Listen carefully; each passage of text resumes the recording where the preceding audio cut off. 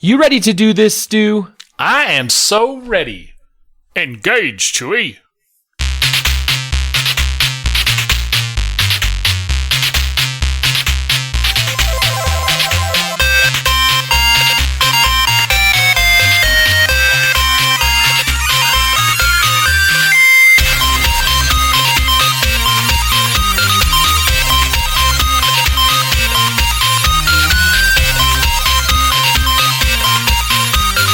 Welcome, Super Friends, to the Fortress of Nerditude podcast, a safe place to talk about all things in nerd and pop culture.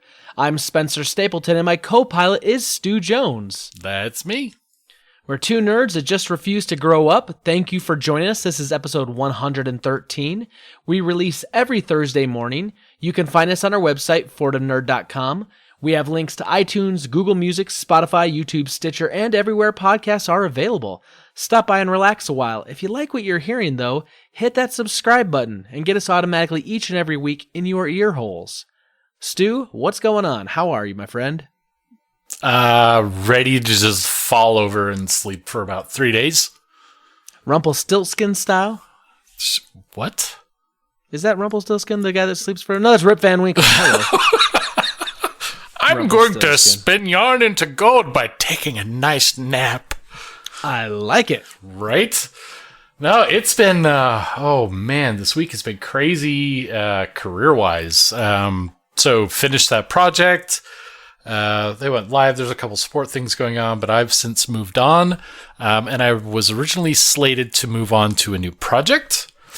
However, we actually have what's called a managed services department. Uh-huh. And that is basically for ongoing support after something's been deployed and gone live.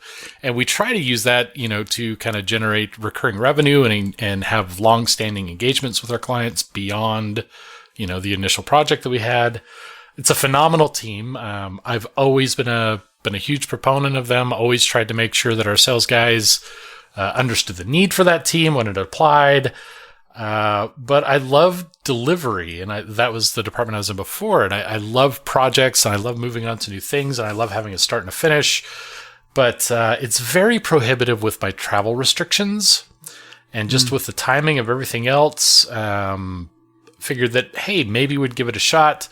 I've never been hired retroactively before, but I applied on one day, and my effective start date was the day prior to that, so... Cool. Time travel. I like it. Right? So they were eager to have me. I know a lot of people on that team came from the delivery side when our managed services team was new, and they kind of jumped ship over there to try something new, whatever. And just that managed services department's been going crazy, so... all the people over there, I know a lot of them. The people that I don't know me from reputation, which always feels good. And it's exciting, but it's entirely new. I haven't had an onboarding for anything for like 3 years. And so even though it's the same company, it's entirely new, and just, I'm like getting a blast of information, already, reviewing case information, all that kind of stuff. And it's just been kind of nonstop since I got the word for that. Otherwise, not really doing much else. Haven't even really played much of anything this week. It's just no God of War, maybe a couple hours of Star Wars. That's been about it. But I did say God of War, and I just said it again. So if anybody's doing push-ups for God of War, they need to keep doing push-ups for God of War. You better do those Kratos God of War push-ups, is what you're saying. Pretty much. Do you want to talk about our double date? Or our date? It wasn't a double date. Our date. Kind of. The way you said it there makes it sound really weird. I will. Well, I mean, I did watch a couple things. I did start Punisher season 3. Okay. Season 2. Season 2. Sorry. My only gripe about the show is that episodes 1 and 2 could have easily been rolled into a single episode. Okay. I mean, there's some good events and some good build-up, but they're really slow-paced, and a lot of it could have been cut out. But then, as of episode 3, it really starts to pick up. For anyone who's watching that, let us know. I know you haven't had a chance to start that yet. No. Which I'm sure you'll talk about, but it's definitely worth catching up to watch. Also, I've watched a couple episodes of Travelers, so that's kind of been pushed to the side for both that Punisher show and this other show I started watching for the season 2 Star Trek Discovery. Little show, no big deal. Whew. Discovery, that actually was a pretty big milestone from the weekend. You came over, you watched episode 1. Yep. Not spoiling anything, at least through this format, but holy crap, it was so much better than I thought. There was a comment I saw on Twitter about not needing a new Star Trek movie because we just got the one that we wanted with that episode. It was pretty engaging. It had a good story arc for a single episode. I love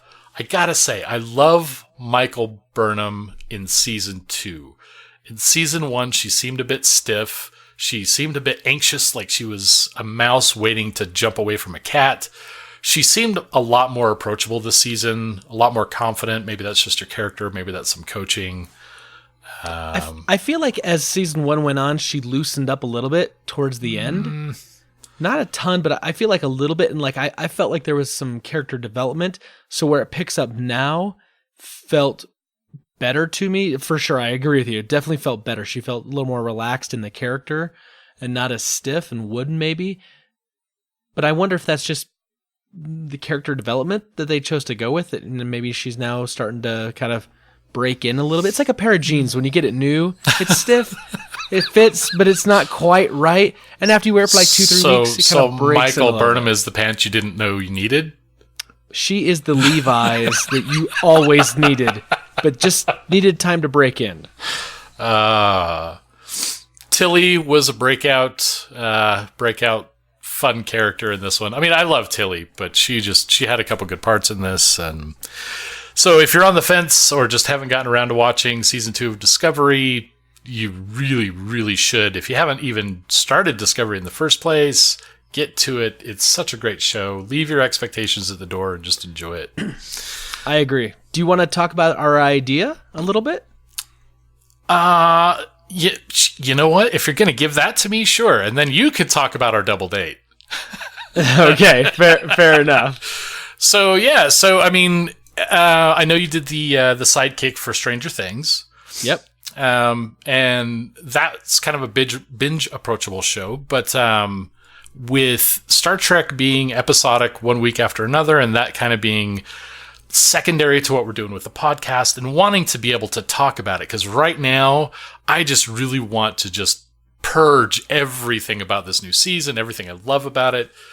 So yeah, we're going to do a Fortress of Nerditude sidekick series for Star Trek Discovery and pump that out probably every week or close to it. And just kind of go through that week after week and kind of see how the season progresses. And I'm really hoping that it just kind of blows me away in the second half of season 2, just to keep form with what they did in season 1. Right. But I'm loving the start of season 2. Oh man, this was so much better than I was going to get from the trailer. I'm really looking forward to this idea. I got to tell you, Stu, just being 100% honest here with you and with the Super Friends, I've been looking forward to something we could do a sidekick series on. And there's something I wish we would have been able to have done it on, but we're kind of past that now. But I like that we're going to do it on this. I really do, because I love Star Trek, and I think this is going to be a fun one to do it. So I'm excited. I'm looking forward to this. Awesome. So what other idea would you have loved to be able to do that with? I'll get back to you here in a second. I mean, that's really all I've got. I mean, it's just a couple shows, work. So like we went on a date. We did. On Friday evening, we went out late. Spencer picked me up. I picked him up. I was a perfect gentleman. Well, mostly. I mean,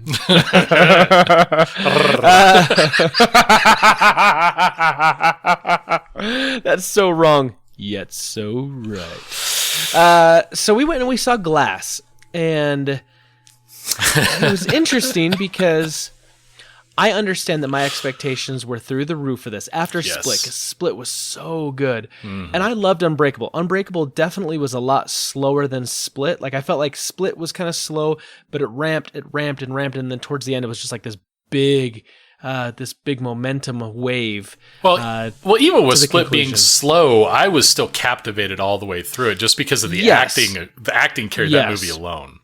Absolutely. Unbreakable, though, kind of wasn't that. Unbreakable was more methodical. It was kind of a very, very slow burn. And at the very end, it was kind of the M. Night Shyamalan Ding Dong twist, right, where you're like, oh, and it makes you kind of rethink everything. But Split had more of kind of a buildup. You knew it was like going towards something. And James McAvoy in that film was fantastic. So here's the issue. I go into Glass with high expectations. Yeah. And I'm thinking, okay, now we're going to get, and maybe this is me, but I'm anticipating that this movie is going to be more of a, we have now an established villain, we have an established hero, and we have the established kind of mastermind who kind of set it all up. It's just going to be fireworks. Like, something's going to happen early on, then there's going to be a little bit of slowness, but then like the third act's just going to go bonkers. Unfortunately, the firework was a snake. It was slow. The whole movie felt really, really slow to me. The pacing of the film felt like it was just dragging on. I kept going, seriously, like, something needs to happen. Now, in the end, in the third act, there was some plot twists. There was actually like 3 plot twists in the end. Yeah. But for me, none of them felt very satisfactory. One of them felt so like, you wouldn't. Here's the problem. M. Night Shyamalan Ding Dong likes to do this thing where he tosses a twist that makes you go back and reevaluate the entire movie. Right. And think, oh, all these things you thought was this, it was actually this. And he tosses a plot twist at the end that doesn't do that. And on top of that, it felt like it was just kind of jammed in there, and it felt almost kind of unnecessary, because then there's this other plot twist that pretty much undermines that plot twist he just did. For me, it just did not hit like I wanted it to. And I'm seeing a lot of positive things being said on the internet in the last day or two, saying like, you know, the twists and this, and let's talk about the ending, and this is why it's really a lot better than you think, and da-da-da-da-da. And I don't know if that's just fanboyism trying to explain it, because it's making decent money in its first weekend. I don't have the specific numbers, but I think it was like on track to make maybe like 89 million, 90 million domestic, which is for a comic book movie that's actually based more in realism from M. Night Shyamalan Ding Dong, not something Marvel. That's actually a pretty decent weekend. Sure. You know, but well, I mean, you mentioned the plot twists, and I mean, even through some of the movies that people hated, like The Happening, I've loved everything up till now from him, because the twists were always there. Like you talk about needing to rewatch the movie after the twist. It's because he's already built the whole movie around those twists. The twists are where the movie starts, really, in the concept, and then everything that leads up to that is really where the bait and switch occurs. This felt like they were just endings added to the end of it. Yeah. And that's it. Like the twist didn't exist through all of this, and it's kind of added to the end like a normal director would do. Right.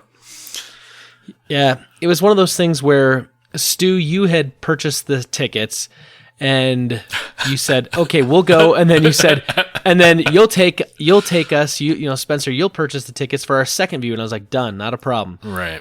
And as we walked out, you said, yeah, don't worry about a second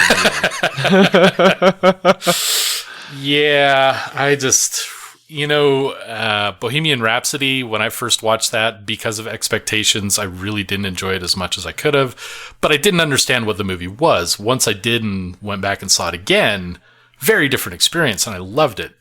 That is not what's going to happen here. We knew what the movie was going to be. It just didn't deliver what I hoped it would. Nope. It was kind of a letdown for me. I'm going to be real honest. It was kind of a letdown. But a few things that were not letdowns for me this week. I started God of War again. I'm playing it through a second time. I'm doing the New Game Plus because Brita wanted me to play it so she could get all the story elements that she missed because she came in about halfway through the game watching me. So yeah, I logged on to PlayStation to watch Punisher one night and saw that you were playing it. And I'm like, wait a minute, you already beat it. So glad you brought that up because I was going to ask. Yeah. So that's what that is. That's more push-ups, everyone. Yeah. Also, I noticed that now on the second playthrough, there's a new kind of material I can get to make these like epic pieces of armor that have even like crazier stats than all the other stuff you can't get on the first playthrough. And so I'm playing it like on the easy mode, like the story mode, because I don't want to spend a bunch of time fighting. It's just like get through the puzzles, hit the story beats for Brita. But I'm just crushing it. Like the first big fight you have with Baldur in the game at the very, very, very, very, very beginning. Right. That took me a few times. First fight? Spoiler. Yeah, you've played that. I played the first one. I haven't fought him again. Well, I'm just saying, he doesn't die, does he? I don't know. So that first fight, I'm just saying the first fight with Baldur. That I don't know about you, but that took me a couple attempts to really kind of figure out like, okay, I got to do this, then I got to do this, then I got to do this. And then like the next like big thing that happens is you end up fighting one of those ancients that's got like the big huge stone thing that he swings at you. And that crap took me a couple attempts until I started kind of getting a better kind of feel for the game a little bit. On this playthrough, that I'm all jacked up on level and jacked up with gear and playing it on the easiest setting, and I've platinumed the game. Wow. It takes me literally like that first ancient fight or whatever. It literally took me maybe like 10 seconds and the fight was over. It was just wham, wham, wham, wham, wham, and I'm done. I was like, ooh, good. Not surprising. Let's just move on. So that's kind of nice. And Brita's enjoying that.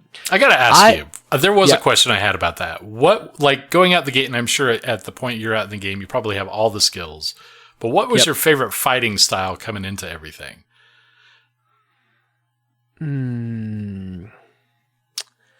I can't tell you yet because it would be a spoiler. Oh, wow. Interesting. I know you're not far enough into the game yet. Okay. No, so I started the game the first time and I put a couple points into like axe stuff and then realized I really love unarmed shield fighting. And so I actually restarted the game after I had just gotten a bit past Baldur and just started from scratch with everything in shield fighting. And I've got that whole line maxed out. But just now, barely like the last time I played it, I did that. Man, I love whacking things with a shield. So I didn't actually play a lot of unarmed shield fighting as far as the style because I really enjoyed using the axe. And as you level that up and you get further on, you can start doing some really interesting things with that axe that really helps. What I did here to do, first of all, was to put all your like experience for leveling, abilities up into Atreus. And I did that so like he was able to shoot more arrows and shoot faster. And I found that was really helpful on a couple fights where I was maybe a little underprepared and struggling. All of a sudden it's like, oh yeah, I forgot I've got a little ranged companion that's going to, help stun a guy. And then I'm going to be able to, get a chance to go over there and use my little R3 button and rip the dude in half. Yeah, so, that's my next planned experience path, I guess, if you will. Yep. It's probably a good thing. But I've got everything leveled up now, obviously. Yep. When you platinum the game, like you get to crazy amounts of like, what am I going to use all this XP on? And you basically, I've got everything leveled up on every tree, on every path, forever, everything. And so it's like, okay. And I still have plenty to spare. So, yeah, we'll have to talk a little bit later because my favorite playstyle, anyway. Okay. Hopefully I'll be able to give that more attention this week. Yeah. Iron Fist Season 2, I finished that. That was really good. I don't know if we talked about that last week or not. I think you and I just talked about it offline. Okay. Well, Super Friends, I actually really liked Iron Fist Season 2 quite a lot. It was much better than the first season. And after coming off the second season of Luke Cage, I definitely enjoyed it more. And I did have a nice conversation towards the end of the week with Caleb Albers offline, and we were talking about Luke Cage Season 2. And, he put a few things into a better perspective for me so that maybe as I look back at it, I'll look at it a little differently. I don't think it's going to change my opinion of it necessarily, but maybe a little more color commentary, a little more background that helps kind of, shade it in a little bit for me. Yeah, I mean, I appreciate Luke Cage season 2, but if I'm ever going to rewatch them, that's not the one I'm going to go to. Right. Now, what I did start this week and finish. Ooh, that's news. Daredevil season 3. Did you do the whole watch it for 5 minutes, 12 hours later, you're coming up for air? I think I started it and I watched like 3 episodes straight and it was like 2 a.m. I'm like, what am I doing? This is too late. I'm like, but I need more. I could not put it down. By far, hands down for me, Daredevil season 3 is the best season of the Marvel Netflix shows. Hands down. And funny enough, that's actually kind of slow pacing compared to some of them as well, especially the other 2 Daredevil seasons. But they kept it going from beginning to end. They did, and the kind of the self-inflicted torture that Matt Murdock is going through, and the fact that we're bringing back Wilson Fisk, and he was so missed in the second season. I mean, he's such the perfect villain, and the way he orchestrates and plays his character, Vincent D'Onofrio, the way he plays Wilson Fisk is just amazing. And the way the story was written, like, it had that tension where your hero is behind the villain every step of the way. And that always, I really like it because it creates that tension that you want the hero to come up on top. You want him to get the bad guy. That's kind of the whole idea. People want to see the hero triumph. But when he's stuck behind the villain and the villain's outsmarting him every step of the way, it just builds this wonderful tension that was there from the beginning of the season all the way to the very end. It's very satisfying at the very end of the show. Character-wise, some of these characters, Karen Page's character, I think had a really good story plot this season. Some of the beats that she had were just amazing. Foggy Nelson's character is even better. And something I found really interesting, Stu, was that in some of the other shows, like in Iron Fist Season 2, we see some crossover. Misty Knight, right? She comes from Luke Cage. And then in Luke Cage Season 2, there's an episode with Iron Fist. In the early first season of Jessica Jones, there's a Luke Cage, crossover. In this season of Daredevil, there really is no crossover at all from anything else. It's just Daredevil, Matt Murdock, Kingpin, Wilson Fisk, that cast. There's nothing else that really, there's no notables, like Jessica Jones doesn't pop up, or Luke Cage, or, Sure. Danny Rand. None of them pop up or show up, or any of their kind of secondary characters. I guess the only one character that maybe has crossover is the one lawyer that's basically like the lawyer to all the bad guys in all the shows. But I mean, that's so minor. Yeah, it's like not a big deal. Nah, it was good. I'm glad you got through that. It's so good. So good. So that means that... Have you started Punisher? No, because I literally just finished about 20 minutes before we started. I really wanted to finish before. I'm also going to try to convince Brita to go back and rewatch Season 1 of Daredevil, and then 2, and then 3, because I think she would really enjoy the Daredevil arc. But there was one episode in the first season of Daredevil that was so rough for her to watch that she I'm guessing it was the hallway one? Yes. Yep. That was the one that sold me on Daredevil forever. The cinematography for that, as brutal as it was just, it was revolutionary. It's more the content, though, of what's happening, and that's valid. It's valid, but as a father, and in Brita's case as a mother, that's a really hard thing to hear and listen to, and that almost turned me off from the series. Actually, my ex, that was right where she got turned off from it. Yeah, so it's hard, but so anyway, I did those 2 things. So tonight, if we finish normalish time, I may try to nab the first episode of The Punisher tonight. So. All right, well, that's a wrap, everyone. May the force be with you always. Other than that, man, everything's good. Tonight we had swim lessons with the boys. I'm really proud of Charlie. He's doing much better. Both boys are getting really comfortable in the water. It's just kind of a good fathering moment to watch him get so excited about going to swim lessons. Nice. Tonight. So yeah, that was a lot of fun. Looking forward to Wednesday night and seeing how he's doing. So, cool. Yeah, that's been my week, man. A a lot of watching the TV shows and doing the things, and just everything else is fine, works fine, everything else. So Morgana helped me shovel again today. Really? Yeah, she's a wizard with it. She does the sidewalk. She does great. You tell her she can come over and do my sidewalks as well then. $40. Yeah. Yeah, so I'll let the sun do its thing eventually. We're southern facing. I thought I was going to have to shovel a lot, and it pretty much melted by the time I got home. Yeah, mine did not melt. Yeah. Stu, let's kill some Bothans. What do you say? With a snow shovel. Ooh. I always have to let you know, many Bothans died to bring us this information. Rest in peace, you Bothans.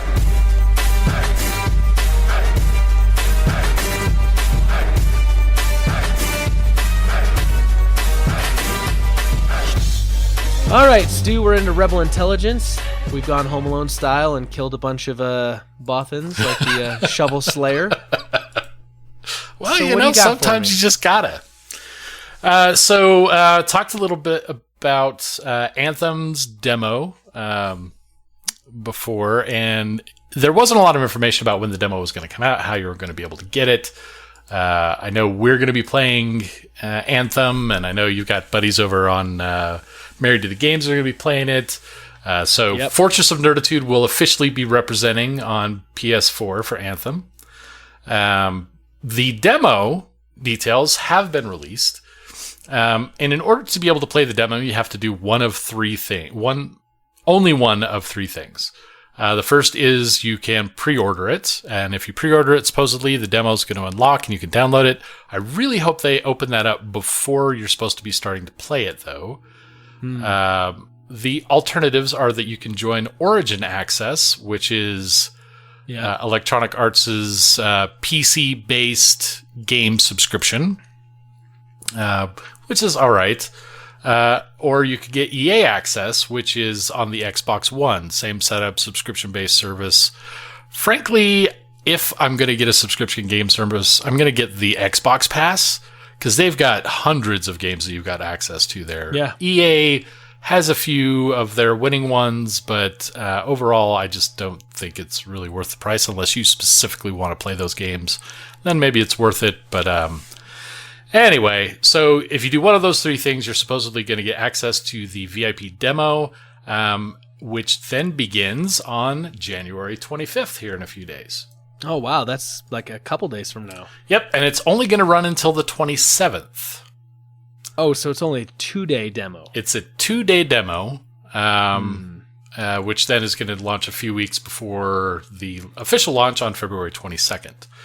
So, I mean, I would say if you know you're going to be playing Anthem, it may be worth it to go ahead and pre-order it for the demo. But because it's only a few days, if you're on the fence, it's probably not worth your time to go through downloading how many ever gigs of gameplay it is just for the demo stuff. But I will definitely be reporting on that next week, let you know how that goes. No matter what happens, even if Morgana has to feed herself for a couple days, she'll survive. She's a good kid. That's really not true in case anyone works for Child Protective Services. I love Morgana. Yeah. Jeez, you people. I really want to play Anthem, but the problem is I know that I'm going to be on vacation when it comes out, so I know I'm probably not going to be able to play it until it's been out for easily a week and a half. Which, could be okay. Sometimes with those games, though, it's going to be like it's the race to level to, level cap and then group up and, run end game content. Unless you know that you are going to win that race in the first place, it doesn't even really matter, though. So it's true. And I guess it all depends on how they decide to roll out end game content. I'll hang back, man. I'll check it out with you when you come back. You do you. No, what I'm saying is, like, I don't know if you remember with Destiny, though, like, everyone, like, raced to get to the max level, which was like 20, the original Destiny. But then, like, the first raid didn't even drop for, like, maybe a good month. Yep. So if they do something like that, then I'm not worried about it at all. I should be able to hit level cap and be where I need to be whenever endgame content releases. Well, and even if other players race to that only makes it easier for you to get into raids and stuff. Anyway, with other people in your party who are better geared. This is 4 players, which is interesting rather than the 3 of Destiny's model. So I don't know if that's going to make it more difficult to get into like some of the dungeon kind of situations, but we'll see. Yeah, Destiny dungeons were 3, or strikes were 3, and then raids were 6. Yep. And this is going to 4 and 8. Okay, I mean, it's just a number. Yeah. So I'm excited for it. We'll see. I don't know that I'm gonna put time in for a 2-day demo though. If this were like a week demo, yeah. But 2-day, I just kind of want to get my hands on like the gameplay and know how the systems are going to work and the controls. You and should kind of get some stream shiny it. 4K action on it. You should stream the demo. I might. Because then I could watch your stream of the demo. That's and an then you could interesting talk about point. it. Think about it. Mull that over. While you do, I'm going to talk to you a little bit about Ghostbusters. I think the Super Friends are well aware that I have a love affair with the original Ghostbusters movie. I think it's the perfect comedy movie of all time. The second Ghostbusters movie was a cash grab. Yeah. They've all admitted it. Everyone who was involved with it said, hey, it was a cash grab. So, of course, we get the Ghostbusters movie in 2016 that got a ton of backlash. I'm going to go on record and say I have not seen it. I haven't seen it either. It is not because I have an issue with the cast. It's not because I have an issue with the director. It's because I have an issue with why do we have to reboot everything that was pure and great from my childhood? I don't want that. And to boot, That's why. It apparently wasn't even good. So, that's what I've heard. Now, that all being said, we've all heard the rumors and the tinklings out there that there's going to be a new Ghostbusters movie.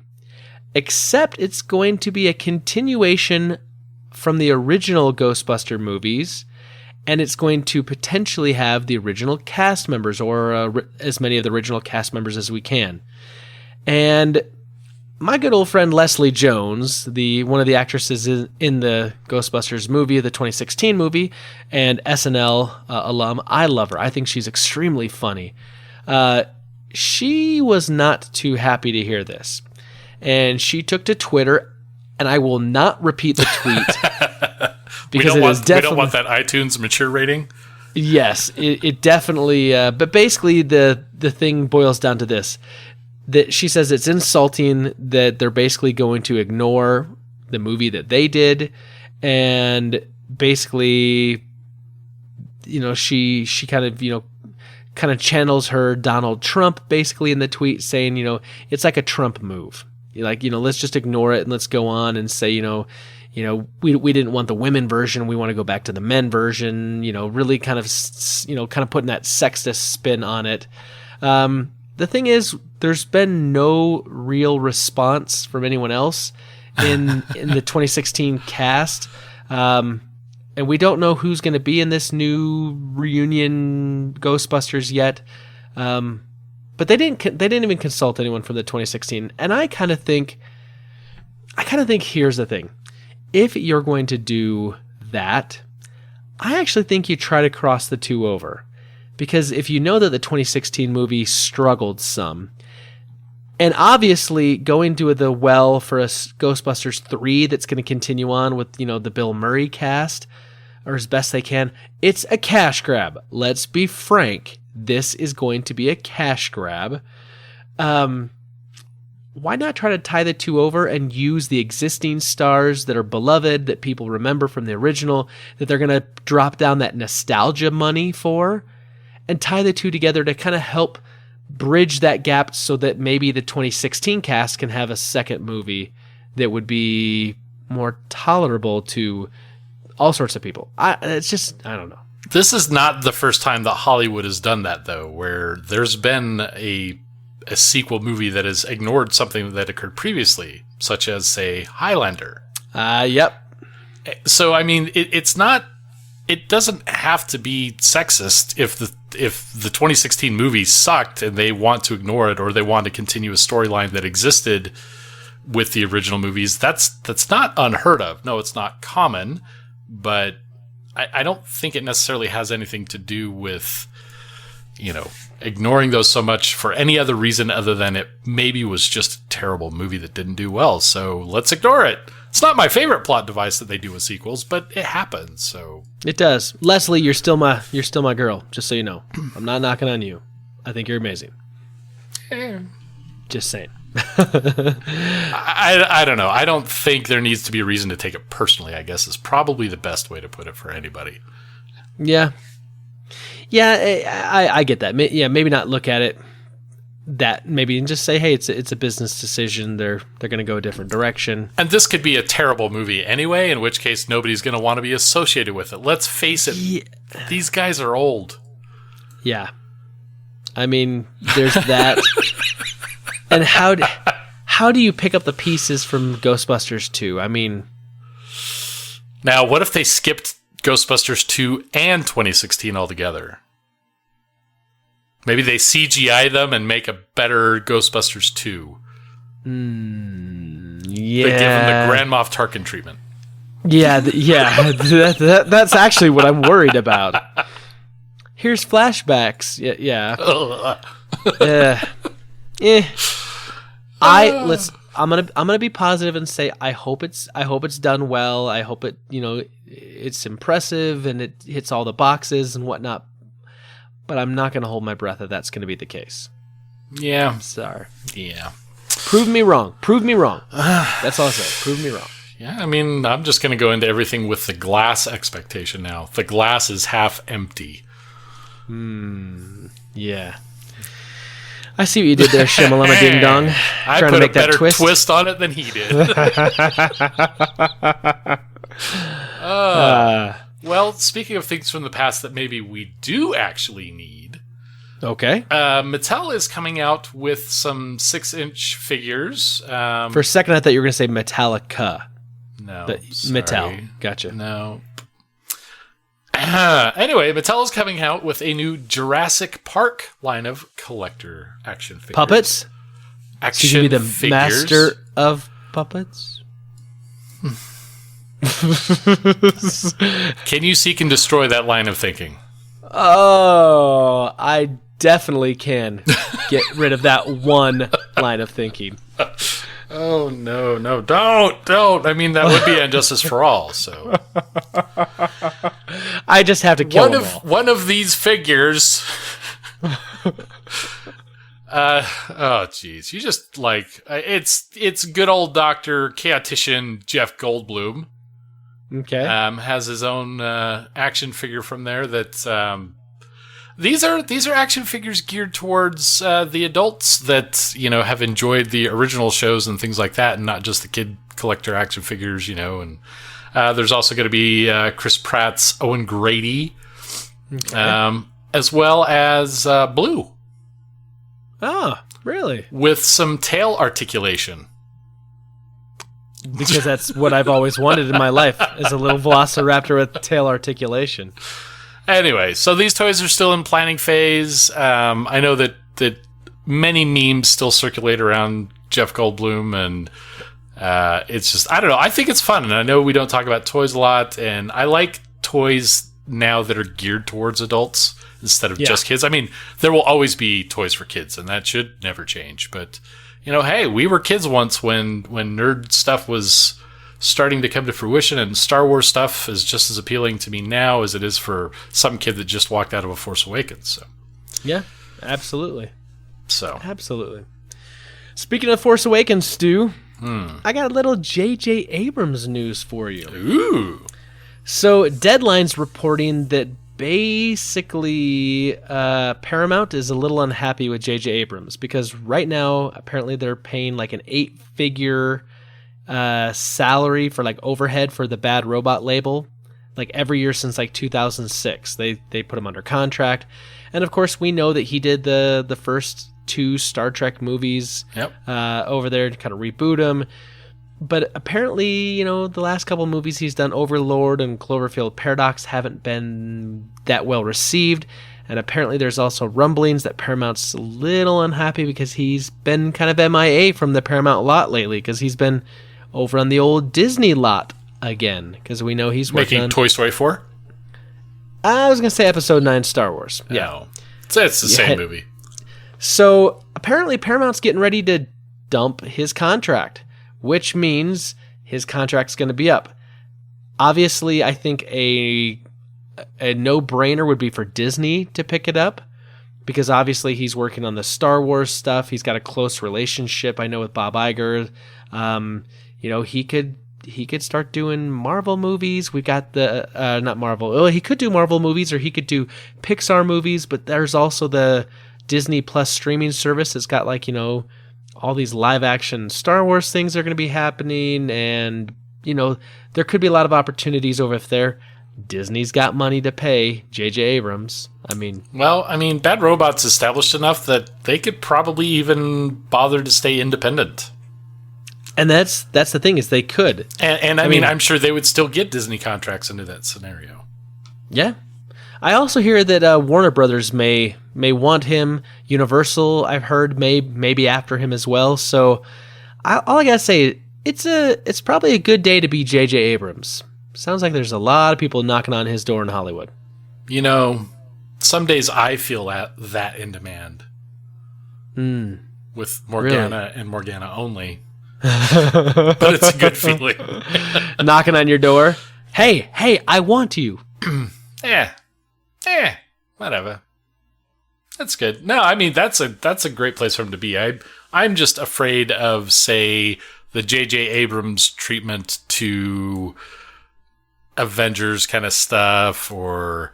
Yeah, I mean, he makes great movies, but they're a very particular kind of movie, in my opinion. They're very flashy. They're very delivering on action and endpoints, but shallow in other areas. I think he's fantastic. I think he's exactly what Star Wars needs. I don't know about other things, but yeah. I could see him doing a Marvel movie, though. Maybe like Guardians of the Galaxy 3.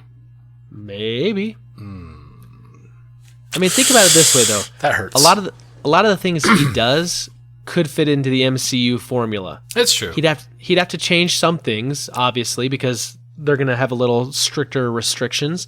But he did just work, recently on a Star Trek franchise, and he kind of had to stay true to some of the Star Trek things. True.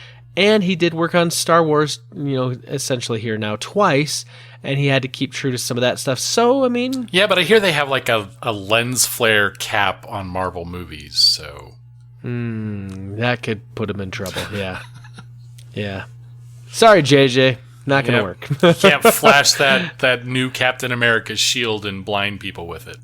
That actually would be like the perfect use. But it would be the Captain America shield, it'd be the Iron Man suit, it'd be Mjolnir, Thor's hammer. Like, it would just be all over the place. Yeah. It's like, why are we getting the reflection off that waitress's, steno pad that she's writing things down? Lens flare there? What sense does that make? Hey, man, it's cool. Little Star Wars and Star Trek characters hidden in the shadows. Mm-hmm. Yep. You'd do it. So speaking of Avengers, we're just going to segue everything right into each other, and then... awesome. Yep, the cycle of life. Bothans die, new Bothans are born to provide us intelligence with which we have to kill them. Avengers Endgame. Movie coming out kind of soon that I think a few people are really excited about. Heard about it? Yeah. Heard about it. We've seen a little bit of it. We like it. There is a gentleman, however, that's a 33-year-old Australian man who has terminal illnesses with several different kinds of cancer. Was really looking forward to being able to see this kind of as dying wish kind of thing. But his bone marrow is completely depleted. He is basically done. He's not going to survive until April when we're all going to get to see Endgame. So he puts out a post on social media saying, hey, I know that they do early screenings for other people. I'm nobody special. I'm just this 33-year-old guy. I'm normal. But unfortunately, my life's at an end. Is there basically any way, any suggestions? Twitter went nuts. People rallied and rallied and rallied, and it eventually got to somebody who actually knows Chris Hemsworth personally. He got involved, is pushing And this guy has actually gotten a response from Marvel indicating that they're going to try to work something out. Marvel and Disney are reaching out, and they're going to discuss some options. I just reached out to Chris, and I was like, hey, pal, is there anything you can do? And I'm glad that he's going to try. I didn't want to, grandstand that or anything for the podcast. Thor is a personal friend of mine and of the podcast. He's a super friend. So, yeah. Yeah, well, there you go. But anyway, yes. So, I mean... That's cool. I hope that works out for him. Yep. I mean, that's...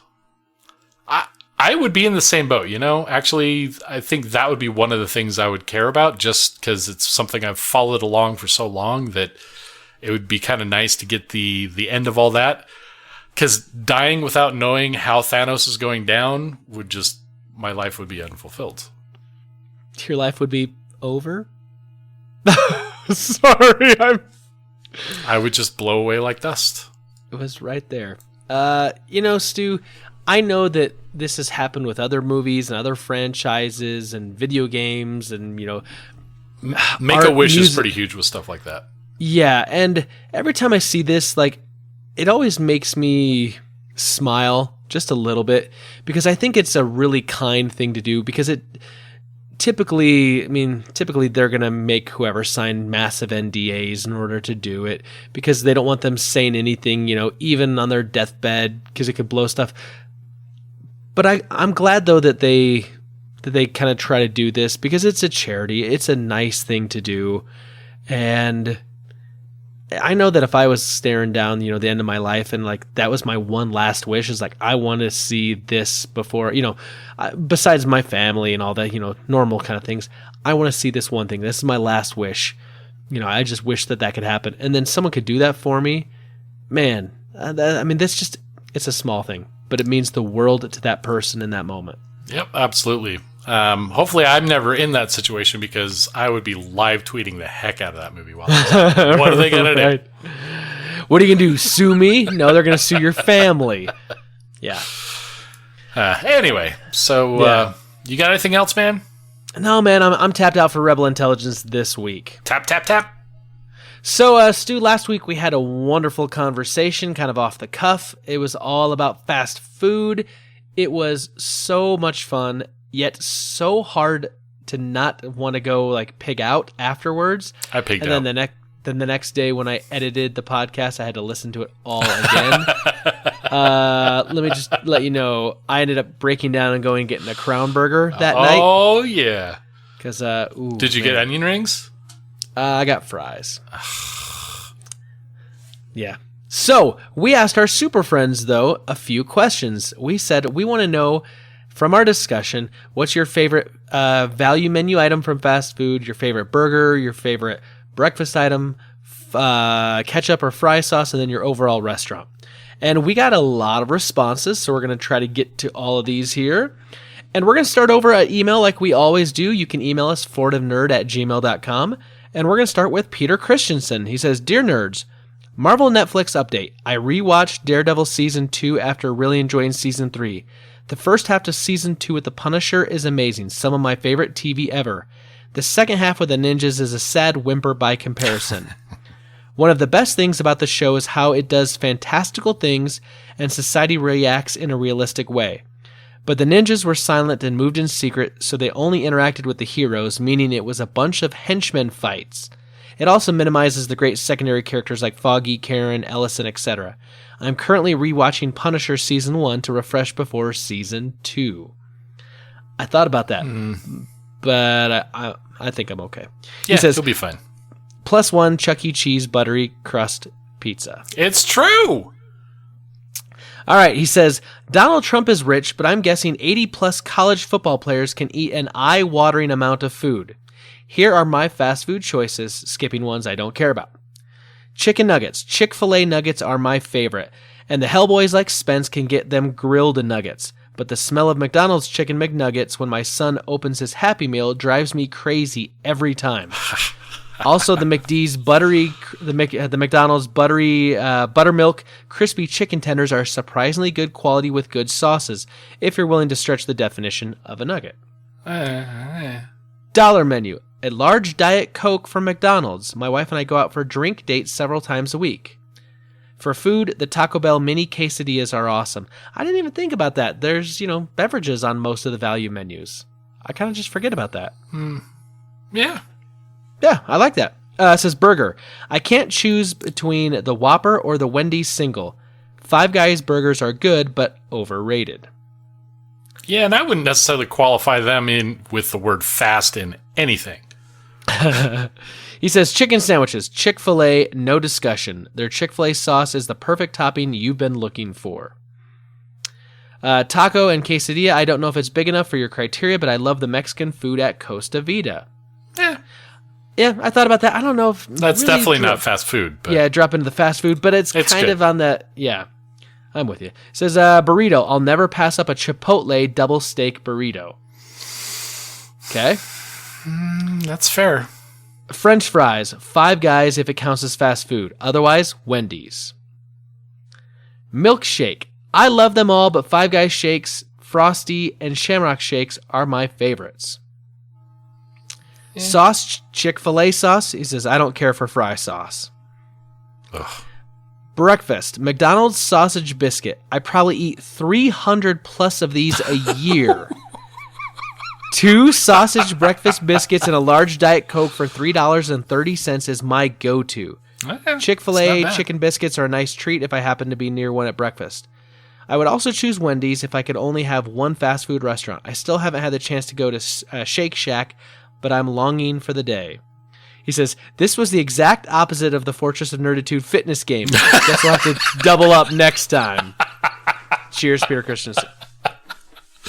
One thing I forgot about for the breakfast, and if I would have remembered, that would have been my top, was that Chick-fil-A has, you can get these platters of chicken sliders for breakfast, and they're like with this honey glazed little rolls on them. Oh, man, those are so good. Sounds good.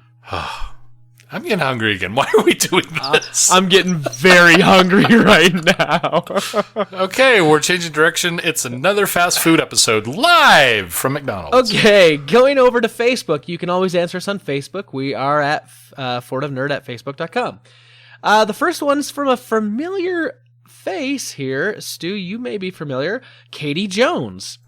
No idea. That happens to be someone you know, maybe? Mm-mm. No? Nope. Okay, well, never heard of her. Katie Jones, this complete stranger, says, for value meal, Carl's Jr. 2 for $3 spicy chicken sandwiches. I can be down with that. Burger, the Whopper from Burger King. I used to be down with that.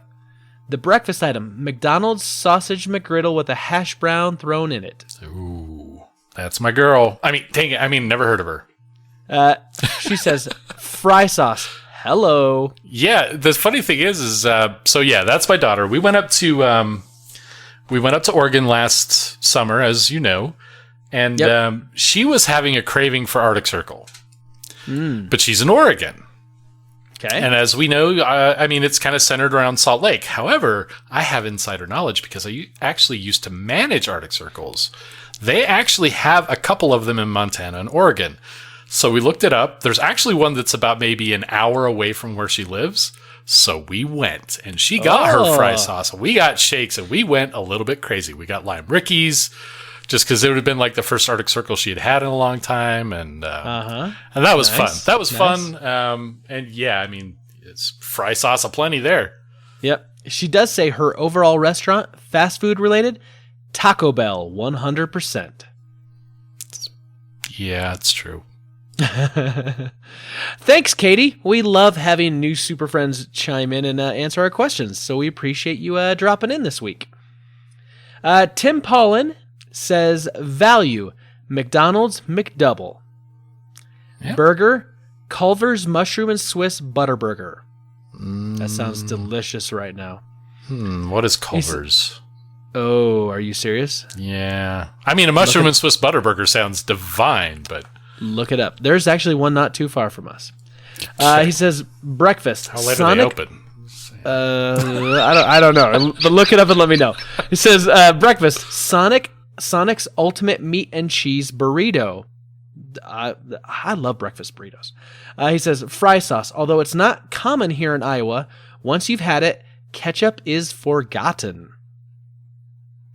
And I agree mostly. I mean, yeah. He says, overall restaurant, Culver's. Their menu has so many choices. Taking 4 teenage boys out to dinner, everyone can find something they like. Honorable mention, Jimmy John's, because freaky fast. That is true. I used to live downtown, and I would swear it was like 2 minutes after we had placed our order. We were like 4 or 5 blocks away, but it was crazy. Like, even being that close, I was surprised by how fast they got there. They've got that one over by the Target here, right off Antelope. Man, like, you can go in there and just be like, I want the gargantuan, and like literally in like a minute and a half, it's in your hands. I love it. Let's see. Culver's is open only until 10. They're closed. But they're in West Point. I've never heard of them. Yeah, they're not too far from here. I grew up with them. They were in the Midwest, so pretty darn good. And they got shakes, and oh my gosh, we got to stop talking. Okay, going over to Twitter. I'm sorry, super friends. So Joey at Skyward King asked what was fry sauce, and I gave him the rundown. He says, interesting, never knew that combo under that name. He says, in that case, say it's a good 50-50 for me, so he could go either ketchup or fry sauce. Super listener Chad at ChadFackler1 says, howdy nerds, hashtag FON answers. He says, for my value menu item, Taco Bell potato taco. No. Yeah, okay, he says, this is where it gets a little crazy. Breakfast, burger, White Castle sliders. Hey. I mean, I've had them, but it's been a long time. It says breakfast, the AM Crunch Wrap. I'm pretty sure that's a Taco Bell thing, right? AM Crunch Wrap? Yeah. Yeah.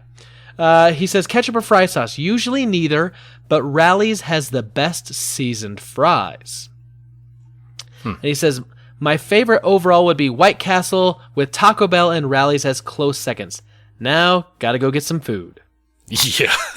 Yeah. You're not going to change a White Castle fan's mind. I mean, I know. They're not like gourmet, but those sliders, once you start eating them, they're addictive. I agree. Skinny Matt at Skinny Matt K says, value menu item is Wendy's 4 for $4.44, formerly the 4 for $4. Burger King is the BK Whopper with cheese. Breakfast item is the Chick-fil-A chicken biscuit. Ketchup versus fry sauce. Never had fry sauce, so ketchup by default. Come on, Skinny Matt. Toss some of that mayo and that ketchup together. Get on it. Toss a little. Go get some mayo chip. Yeah, or some. Yeah. There's some mayo chip now. Blah. Come on. Call it fry sauce. It's not the same. It's not the same. It does not taste the same. He says overall restaurant Chick-fil-A, but I hate it when I want Chick-fil-A on a Sunday. Oh, that is officially the worst. That's true. It says Nerdish 01000011 at dspin67. Favorite burger, Wendy's double cheeseburger. Favorite value menu item is none. Breakfast item, Sonic's bacon, egg, and cheese on sourdough. Okay, that sounds delicious right now. Carl's Jr. does that every once in a while. I'll go for a sourdough sandwich. Oh, yeah. He says ketchup if it's on Five Guys fries. Favorite restaurant, it says national chain is Maggiano's, the Rigatoni D. Local spot, Banditos, Nacho Supreme with chicken. Okay. I don't know.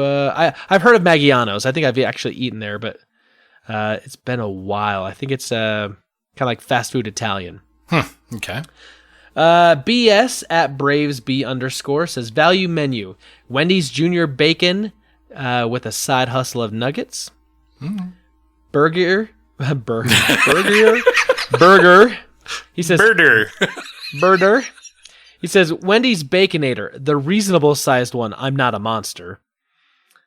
Breakfast, bacon, egg, cheese on a bagel / muffin / biscuit / wrap, etc. Any of the bacon, egg, and cheese on anything. He says barbecue or honey mustard for fries. He says overall restaurant, Chick-fil-A. They catered our wedding. Whoa. I'd be down with that, honestly. Yeah, no kidding. And then he did follow up. Brian did follow up. As long as you're not married on a Sunday. Yeah, right. He says, also, that was a terrible episode to listen to when you wake up hungry, but have to feed the baby and animals and walk the dog first. And his wife, Callie, asked if there was anything she could do for me. And I said, yes, get in your car and go pick up every fast food available. So And we need to reach out to local fast food places and demand, a cut of the action, I think. Right, some delivery. Brian's a good friend of the show and a good friend of mine, and I just kind of laughed, like, man, I think you got it backwards. Your wife just had a baby, and you're telling her she needs to go out and get the fast food. I'm like, hand that baby back over to her, and you go get the fast food, brother. But we also, Stu, have a voicemail to listen to. All right, let's go over to that. I'm not sure who it is this week. It could be Spider-Man again, but I'm not sure. Breakfast Let's Man. give it a listen. Breakfast Man. Ooh, that sounds good. My favorite superhero. Hola, Hombre Araña aquí. ¿Cómo está, señor Spencer, señor Stu? ¿Qué pasa, Fortress of Nerd? Sí, muy bien. Okay, that's all I got. This is Paul Calico coming at you real quick for last week's question of the week and this week's question. 5 things I'm looking forward to in 2019. Well, right before the year end, I heard a little bit of news about some new people doing the TMNT movie. So that's my number 1. I'm looking forward to news on the new TMNT movie. My number 2 has got to be Spider-Man Far From Home. Really looking forward to that movie. Number 3 is Anthem. I'm really hoping to get my crew back together and play some online. Looks really fun. Number 4 is another Marvel movie, Endgame. Can't wait to see how Spider-Man comes back because I want to know how that timeline is going to go together. And number 5 is whatever life has in store for me. I'm going to take it day by day and see what comes my way. All right, now for this week's question, favorite fast foods. Number one item for my value menu has got to be the McDouble. You can't go wrong with that bad boy. Breakfast item, my number 2, it's going to have to be the sausage biscuit from McDonald's, but with white gravy from Church's Chicken. Combine those and make a sausage biscuit and gravy plate. So good. Number 3 is burgers. I'm going to have to go Dairy Queen with the Dude sandwich. It's really good. Or possibly Whataburger with the Monterey Melt. Something about that spicy ketchup. So good. Ketchup versus fry sauce. I'm going to have to go fry sauce. I love that combination of mayonnaise and ketchup. And my overall restaurant, it's going to have to be this Little Caesars down the road. It has a drive-through. You drive up, you order your pizza through the intercom, you drive up and you get it at the window. And then you're gone. So that's it, guys. That's all I got for this week and last week's. You guys keep up the good work. Else time. I was wondering how drive-thrus work. I keep going through the wrong way, or I keep walking up. I'm not getting what I want. But pizza at drive-thru, that's interesting. Yeah. I mean, hot and ready, right? I mean, it's there for you. Makes sense. Makes sense. Thanks for the answers, Paul. I hadn't thought of a Church's Chicken in a long time. I haven't had that. And then Whataburger I haven't had either in quite a while. They don't have any around here. It also made me think of Fatburger too. In my mind, Whataburger and Fatburger seem to be kind of like intertwined for some reason. But yeah, some quality answers. What Paul's looking forward to next year, and definitely the food stuff that we were talking about last week. Thank you, Super Friends. We appreciate all of your answers this week and your interaction. It is one of our highlights of the podcast. It's something we look forward to each and every week. Stu, how can our Super Friends help us out this week? I would like 4 McDoubles, a couple Bacon McGriddles, A regular Coke. I don't do the diet stuff. If I'm going to drink a soda, I'm going to go crazy. And then let me sleep in the morning. That's pretty much... Yeah. Gosh. And then while you're waiting in the drive-thru, because the McDonald's around here is super slow, you can just log on to iTunes, pop a quick 5-star rating there. That'll get us added to some lists and, get that traction going. The word of mouth is always fantastic as well. Conversations, especially about fast food. When you go to McDonald's, tell them that, you heard it on the podcast and you had to come get something. Tell them the Fortress of Nerditude sent you.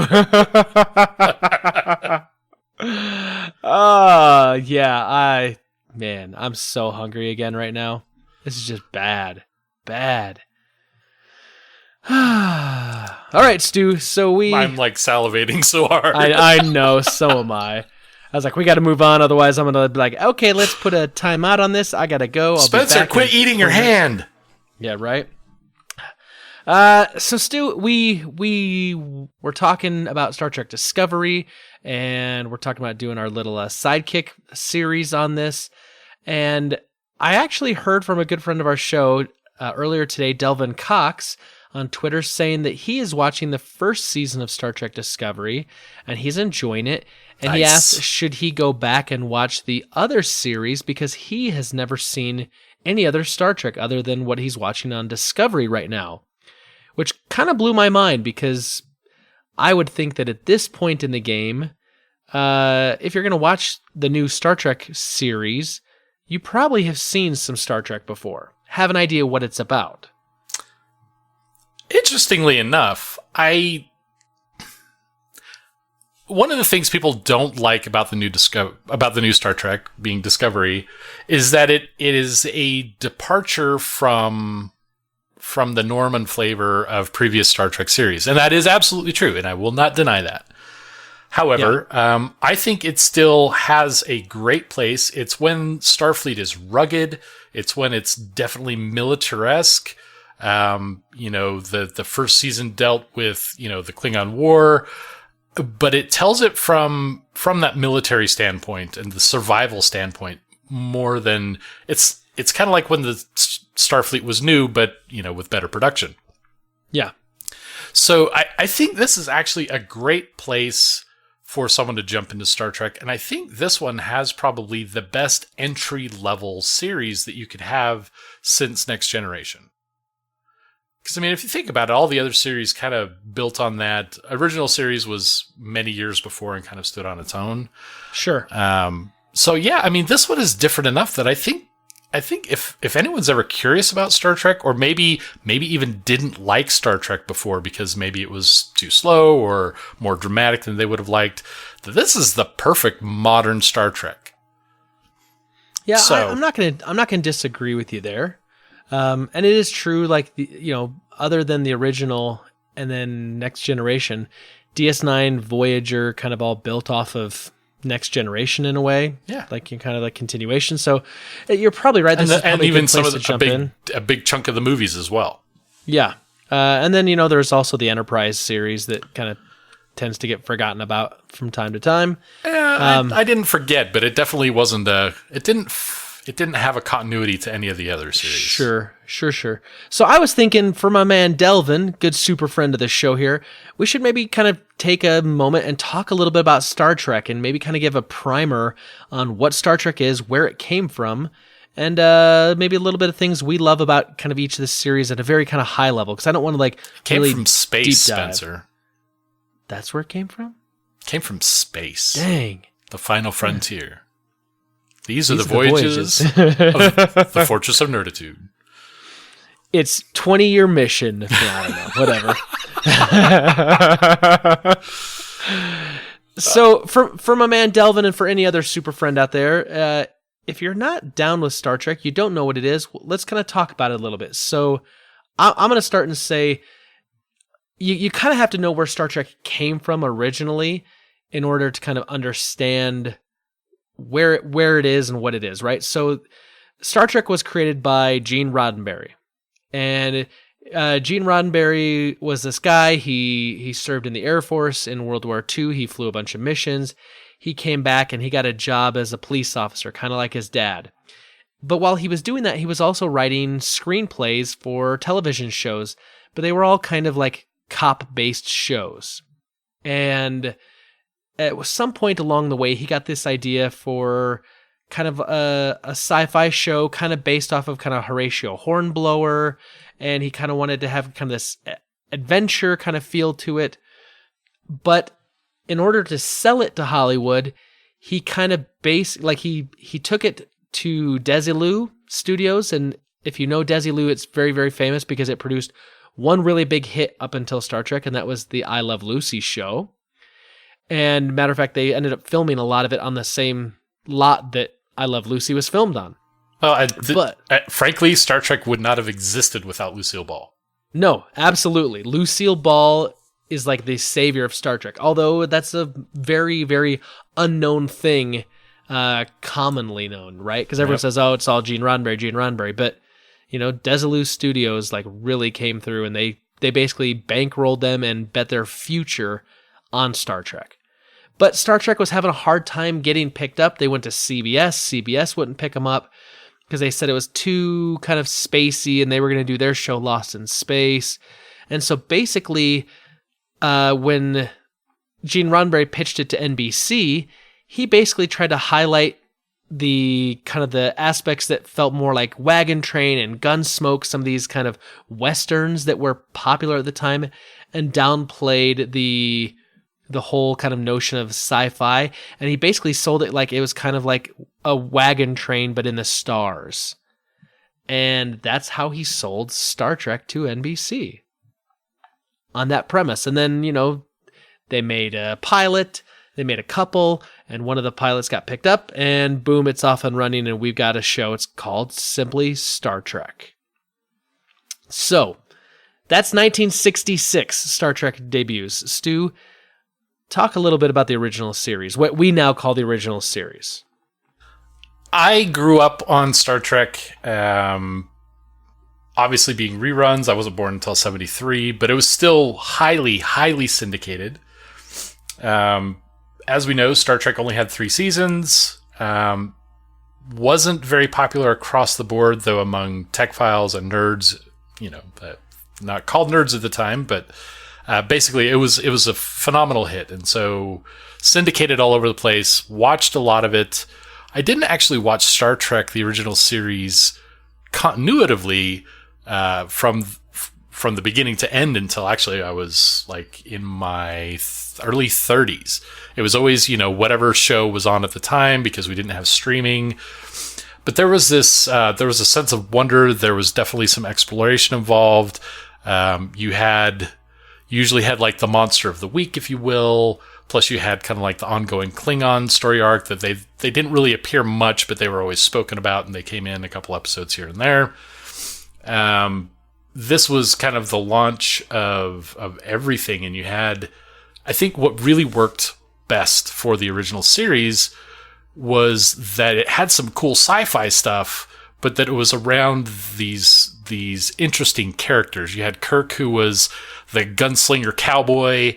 You had, which was... And he's the captain. Yep. Sorry, I guess that's... I mean, if we're giving a primer, Captain Kirk. Yep.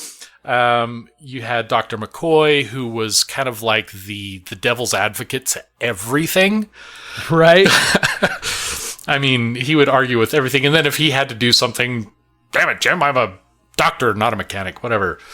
You had Scotty, who was, you know, interesting with the accent, but he could put the ship together in 5 hours because he was told he had 10 to do it in, told him you had to have 20 and done in half the time expected, and right. Just made miracles happen. But then you also had, I think, probably the most interesting character that really probably got the most attention, and that was Mr. Spock, played by Leonard Nimoy.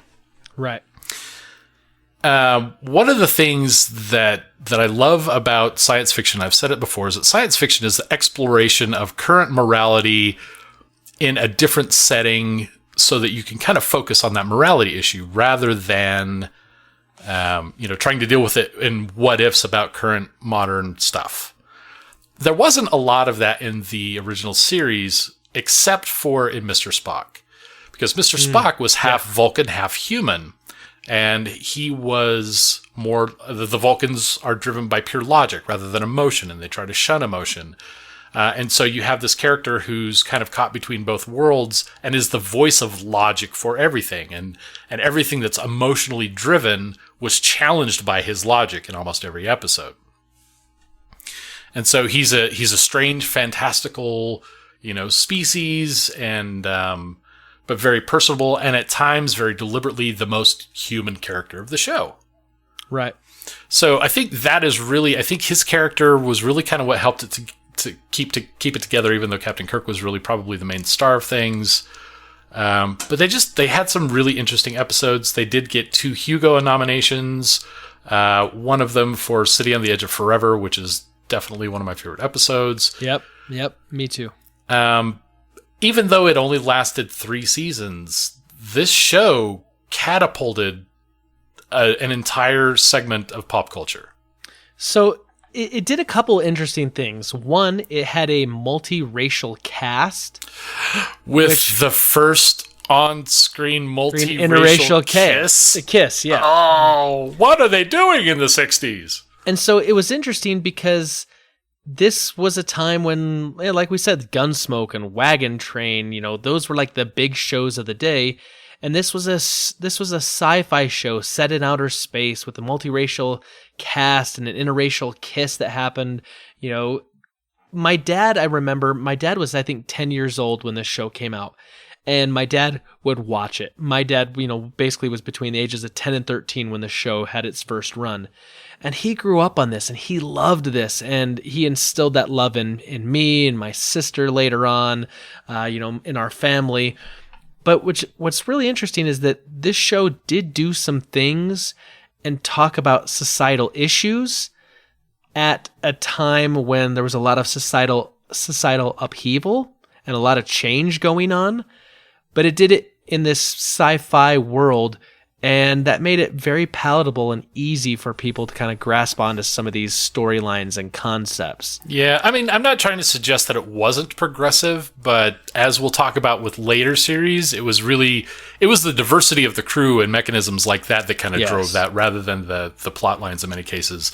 Though obviously they still had a ways to go. Communications officer Uhura, the length of her skirt, did not leave much to be desired, because there wasn't. It still was the 60s, yes. Yes, it was.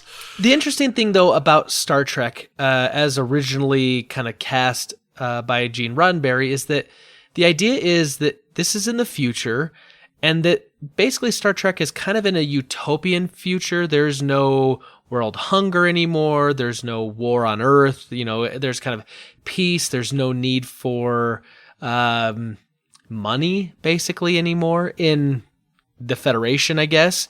And so he had a very utopian outlook of what the future was going to be. And that's kind of baked into Star Trek. Now, things change along the way, obviously, but that was kind of his general idea. Sure. I mean, we don't really explore many of those notions later, but that was definitely the groundwork for some of that. And the best thing about this show is using salt and pepper shakers for hypo sprays to deliver vaccines. Yes. Yeah, and that's the other thing now. Like, so if you were to go back now and watch the original series, you have to know that this was filmed in like 1966, and that there was no money for sets. So you can see that it's styrofoam, rocks that are falling, and like Stu said, salt shakers for medical devices and things of that nature. It's just kind of campy. It's kind of hokey and some of that. But how many of those things from that show are real world now? Communicators, that's our iPhones, hypo sprays. I will get a flu vaccine from a hypo spray any day. Yep. I'm just waiting for transporters. And the replicator. The replicator's actually not that far off. We're already 3D printing proteins. I'm saying we'll get there eventually. We're not there yet. It's crazy. So that's the original series, Yep. Star Trek. Then there happened to be a little thing that we're not even going to really talk about. It's not except to say that officially it canon. happened. Gene Yeah. Roddenberry just completely ignores that it was canon or did. Anyway. Yeah, there was an animated series that popped up for a little bit in the old 70s, Yep. and It happened. You're absolutely happened. correct. Yep. Okay, moving on to the next canonical. Is it canonical? Canonical? Anyway, Next Generation. Canonical. Yeah. Do you remember when Next Generation was announced? I do. That I remember Next Generation. that blew me away. I had no idea that they were ever looking to do something like that. And this is in the days before internet popularity. I mean, people are still logging into BBSs for crying out loud. So suddenly we start seeing all these trailers for Next Generation, and it has Patrick Stewart as Captain Jean-Luc Picard, this kind of bald guy. I'd seen him in a couple things like Dune, never really blew me away or anything. You have some diversity in the crew. You've got a Klingon as a bridge member, a bridge officer, Right. and he's got this big freaking head with, spikes and horns that are just kind of like shaved down or whatever it looks like. I don't even know how to describe his head. You have some sexy females, Tasha Yar and Deanna Counselor Troy. Yep. Beverly Crusher. Which, by the way, Deanna Troy, Miranda Sirtis, she's such an amazing person. We met her at the Comic-Con. She held Morgana. She insisted on having a picture with her. Anyway, yeah, and Dr. Crusher. I mean, it still had some of the same kind of throwbacks. Again, we're still trying to be progressive, but it still had some diversity to the crew as well. And Next Generation takes place about what, like 150-ish years? About 100 years after. About 100 years after Yeah. the original series. Yep. Because we actually see some crossover. There were a couple episodes where we actually have There's two I Dr. can think McCoy. of. Dr. McCoy. Dr. McCoy's in the pilot episode, a Counter at Farpoint. And then we also get Scotty. we get Scotty. That shows up. And I mean, they're so old in that when they appear. But and also we got Spock. Yeah, that's true. We got Leonard Nimoy's Spock there. So, Yep. But of course, he was going to live forever. So, what I loved about it is that it took those details that you alluded to with the original series, and it showed them to us. It showed us this post-need society in a real way. We've got food replicators that you mentioned.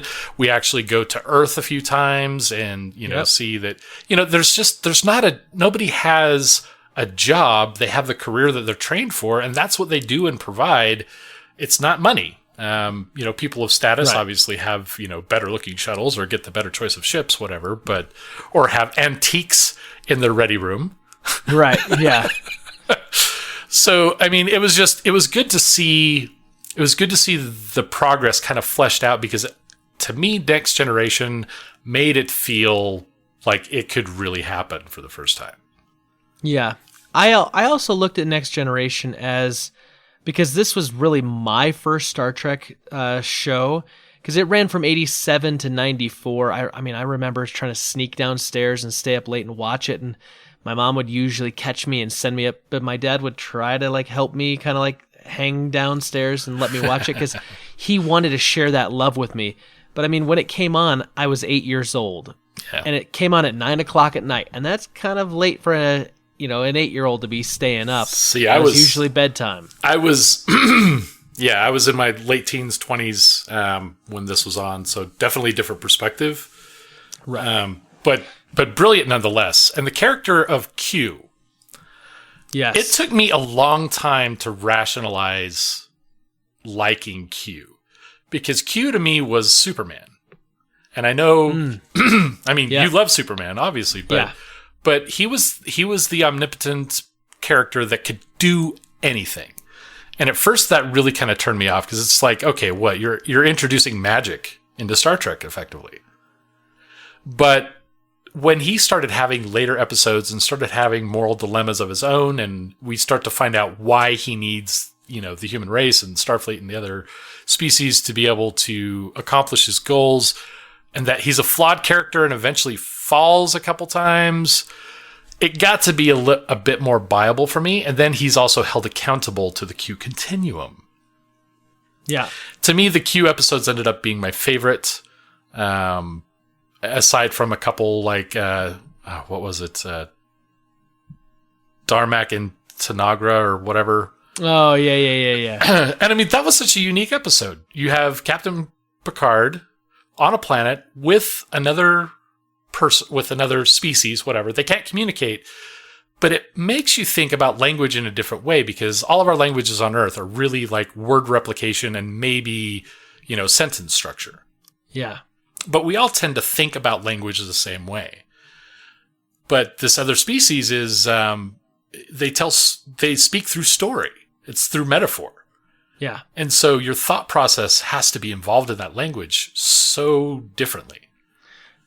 So I'll tell you what, Stu, I'm with you on, gosh, there's so many good episodes, so many like iconic episodes that I remember. Four Lights. Next Generation. Four Lights. This is exactly what I was going to say.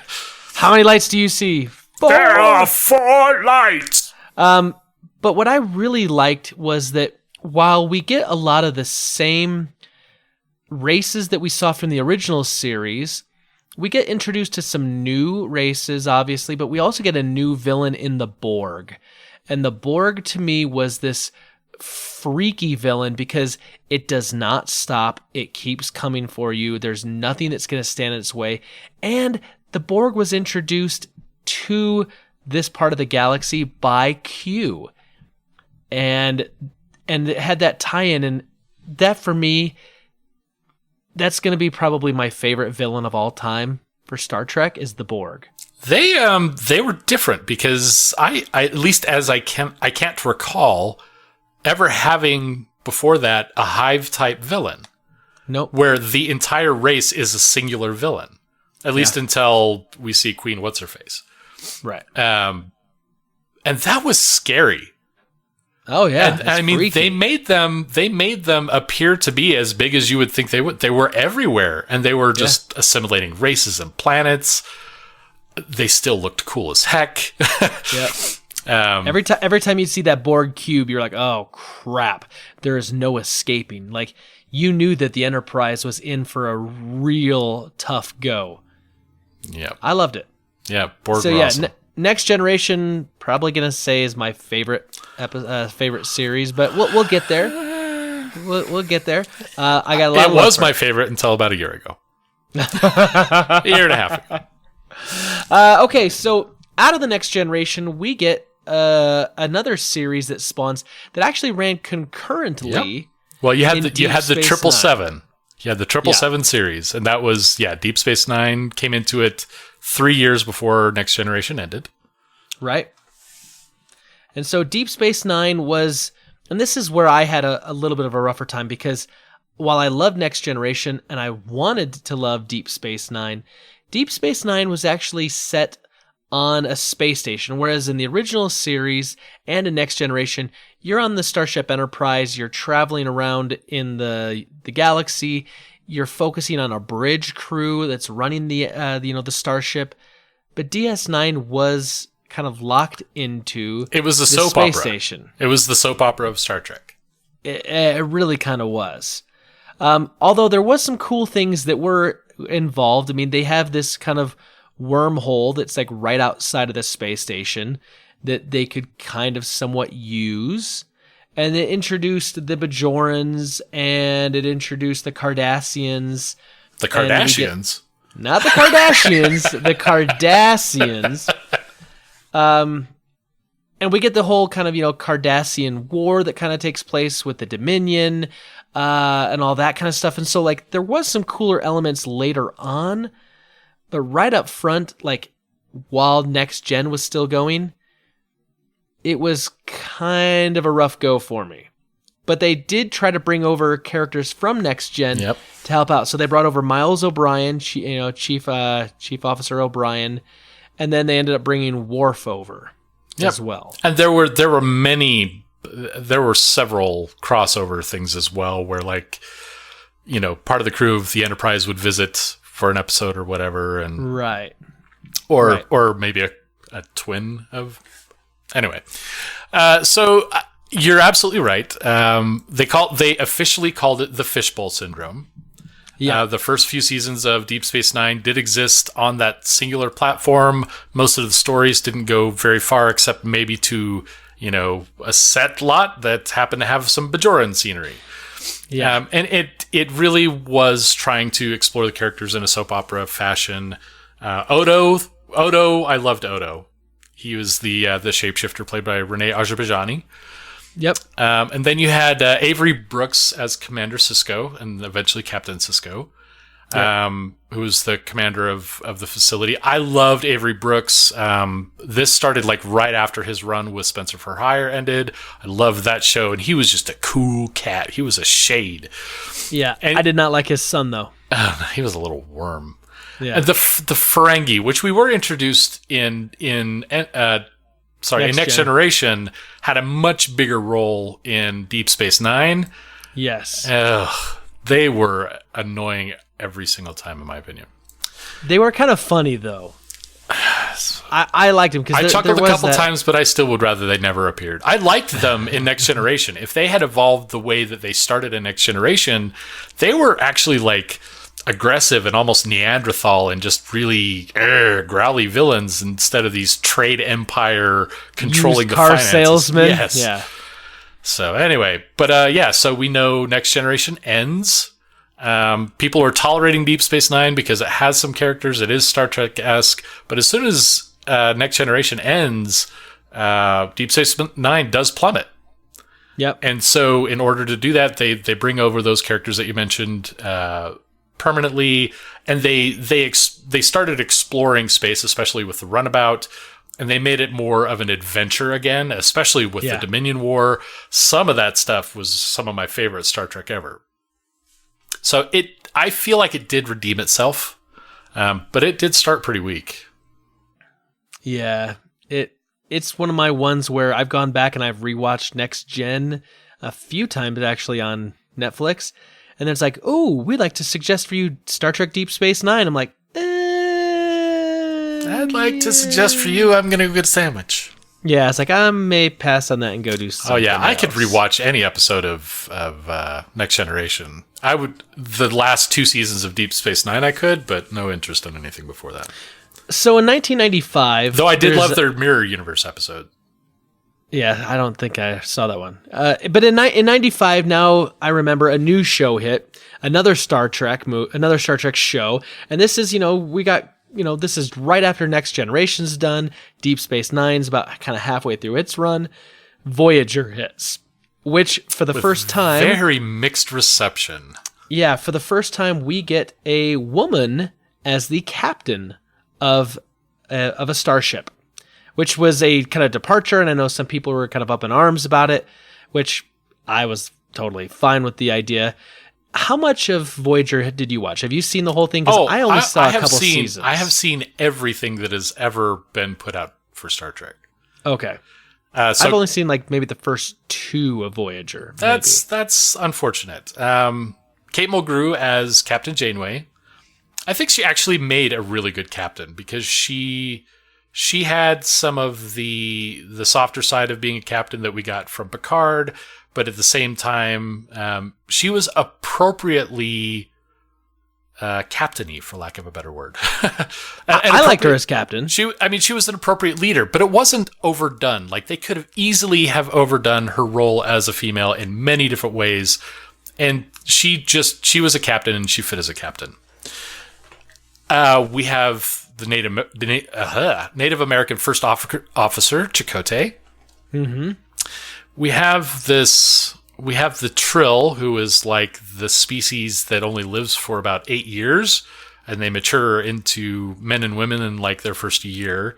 That was an interesting character because she actually got kicked off the show a few seasons after she started. Really?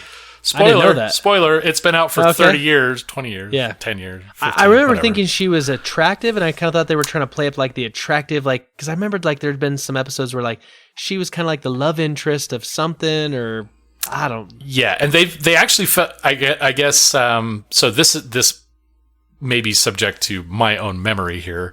And there's speculation involved because there's definitely some he said, she said kind of things. But basically, she didn't feel, if I have the story right, she didn't feel that they made her character sexy enough and that she wasn't getting enough screen time. So they eventually booted her. She got very difficult to work with. So then they bring in 7 of 9. Right. And go overboard with the sex appeal. But they do it well.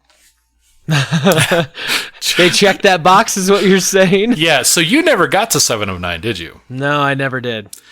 So my opinion on Voyager was that it definitely, it felt more original series, and that was deliberate.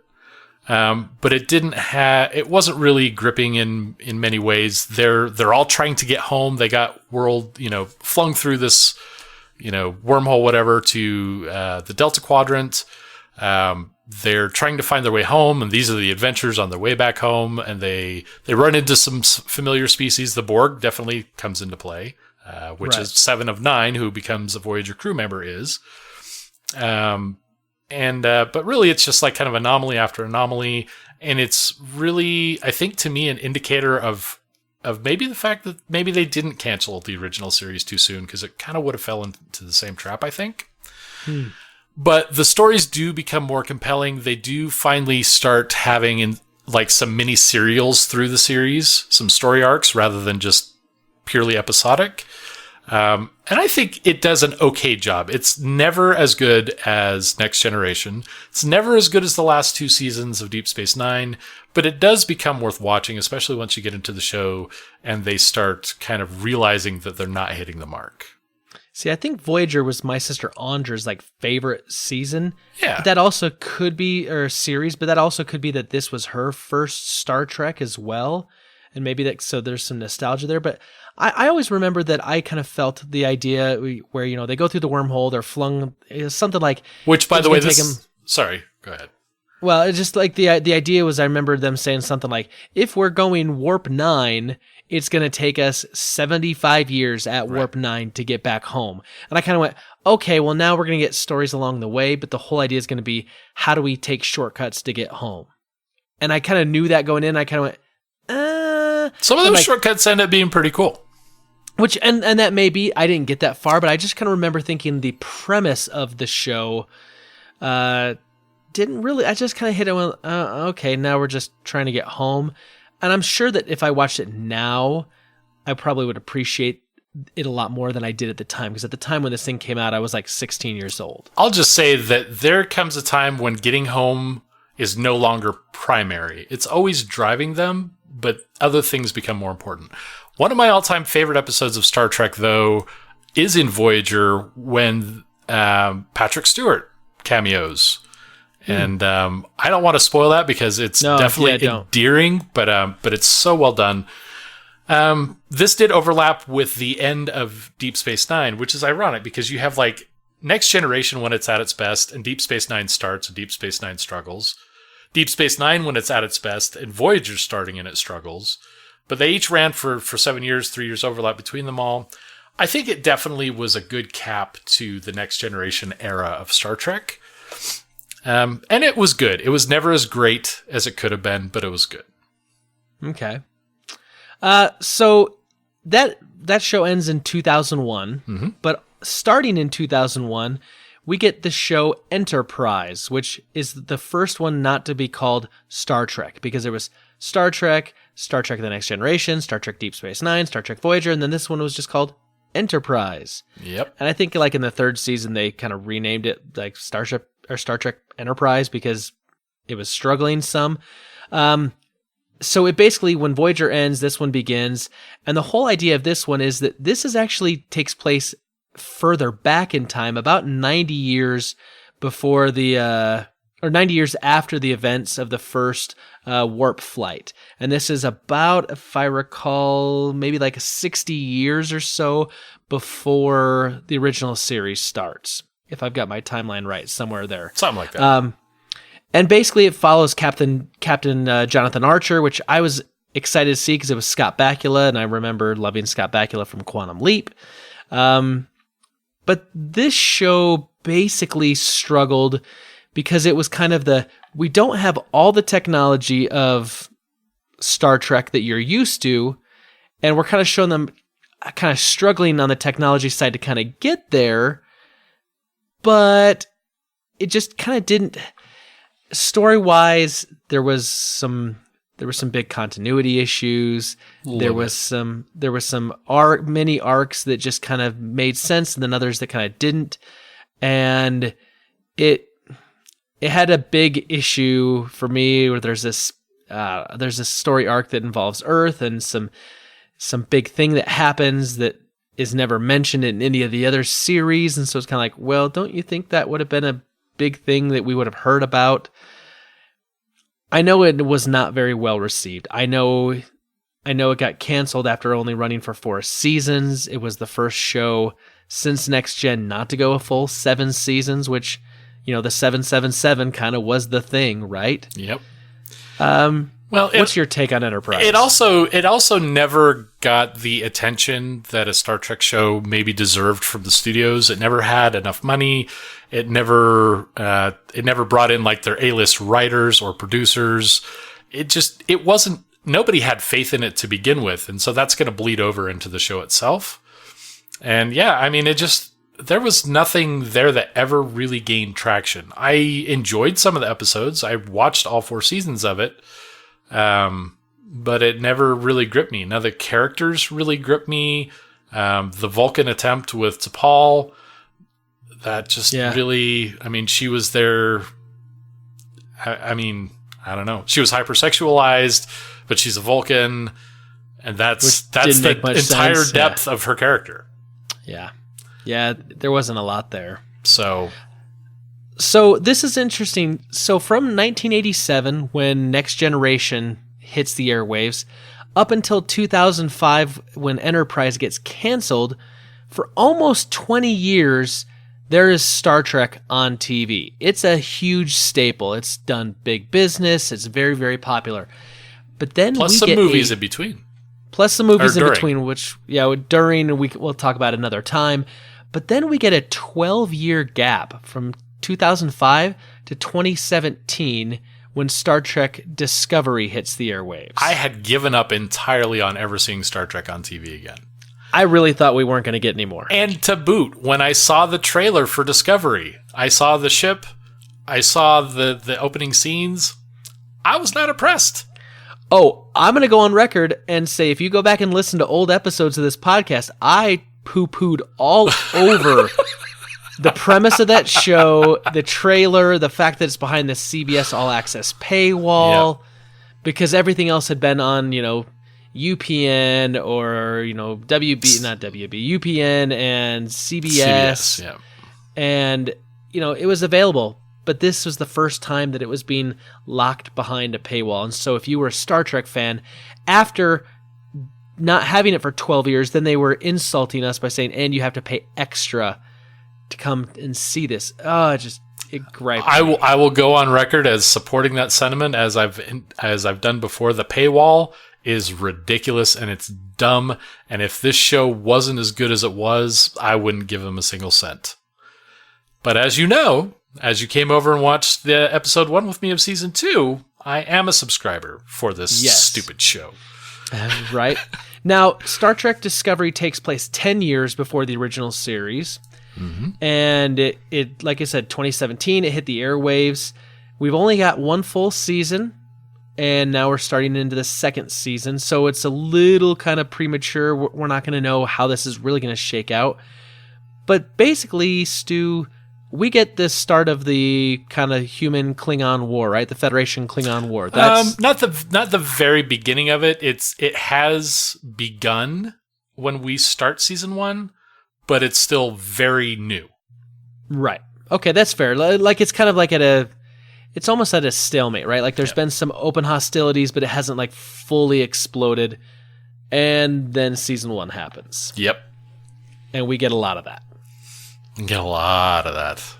And we get one of your favorite things in this show, a mirror universe. That gets more than just a single episode. We get an entire, extremely fulfilling, brilliantly done version of the mirror universe that puts characters like Tilly in command And I mean, it was truly dark. It wasn't just people, it wasn't just Spock walking around with a goatee.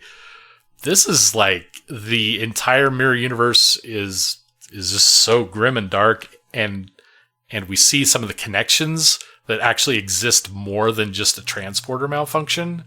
Right. The interesting thing also about Star Trek Discovery that sets it apart, every other series focuses on the captain as basically the main character. Or the commander. Deep Space or the same difference, right? But in Star Trek Discovery, the main character really is the lieutenant commander, the first officer, Michael Burnham. Yep. And she is basically the star of the show. Yeah. And so it's kind of a departure there as well, which is, I think, a really interesting thing, because at first I heard that, I was like, well, why are we looking at a first officer? The first officer is, either the yes man or kind of the devil's advocate or, the go-getter, kind of the Will Riker. But I think that this is just perfect. Sonequa Martin Green, who plays that character, is just amazing. And I mean, we see things that kind of change some perspective there, but we start to understand why she's the character as well pretty quickly. Yep. And her original captain. Man, I just really want to I want to spoil the heck out of this whole entire series. Blah, blah, blah, blah. We need to go back and do Sidekick of Season 1. It's always a possibility, because I want to rewatch Season 1. But the important thing about this is that it's dark. I mean, whether you like it or not, this is a departure. This does tick off a lot of Star Trek fans, not just for the CBS All Access. Right. They curse, and they find that cursing works, and that becomes more of it, which personally, being a more military setting to me makes absolute sense. I don't think they've ever misused a curse, and it fits exactly where it's said. We also see a gay couple on the show. Yeah, that's true. So, which, I mean, that is not groundbreaking in and of itself, but it is for Star Trek. And I think it's done tastefully. It's not done over the top. He's not, flaming and nobody's afraid of him. And he has what becomes a very believable romantic relationship with another man. Yep. And that becomes part of the plot for reasons that don't have to propel anyone's agenda. Yep. And I mean, really interesting characters, and it's done well. It's not over the top. It's tasteful, but it still doesn't pull any punches either. Yeah, I agree with that. I do feel it's very tastefully done for Star Trek. Yep. So, Discovery. It's such a good series. It is. Now here's the thing. So we've kind of gone over, Stu. We've kind of given a primer of kind of like what each of the series are. We haven't got into the movies because this podcast would go hours and hours. Because I definitely want to have an episode where we talk about the Star Trek movies, and maybe get into some specific movies, because there's some things that happened with certain directors that really dramatically altered the direction of Star Trek. I'm looking at you, Nicholas Meyer. You know what I'm talking about. For an entire series of movies, there are few that are similar to each other. Yep. And Wrath of Khan, forever. Well, that's Nicholas Meyer. I mean, he changed things in a way that impacted all of the shows that followed. So, anyway, so we could do that, but let's kind of wrap up this primer. Tell me, Stu, and this is going to be our question of the week for our super friends.